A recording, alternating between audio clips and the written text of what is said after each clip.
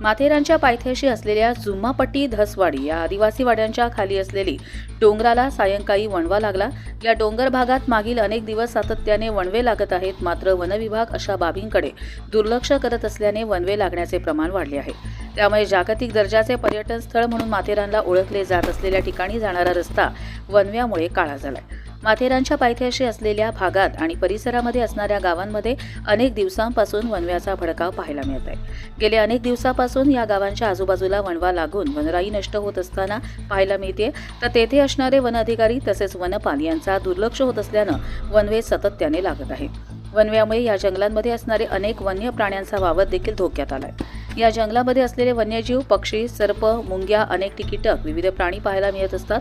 याच माथेरानच्या पायथ्याशी असलेल्या धसवाडी आदिवासी वाडीच्या खालच्या बाजूस आज सुमारे संध्याकाळी 7 वाजल्याच्या सुमारास वणवा लागला।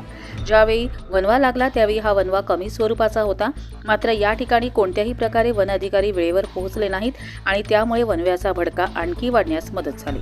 माथेरानच्या पायथ्याशी असलेल्या धसवाडी या गावाच्या खाली संध्याकाळी 7:30च्या दरम्यान लागलेला वणवा रात्री उशिरापर्यंत कायम होता। वणवा रोखण्याचे काम करण्यासाठी नेरळ वन विभागाची टीम रात्री 9 वाजता पोहोचली।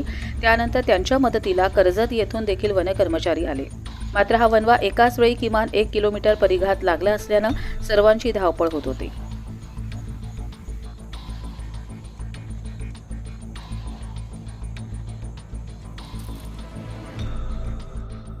कर्जत लाईव्हसाठी नितीन पारधी, नेरळ, माथेरान।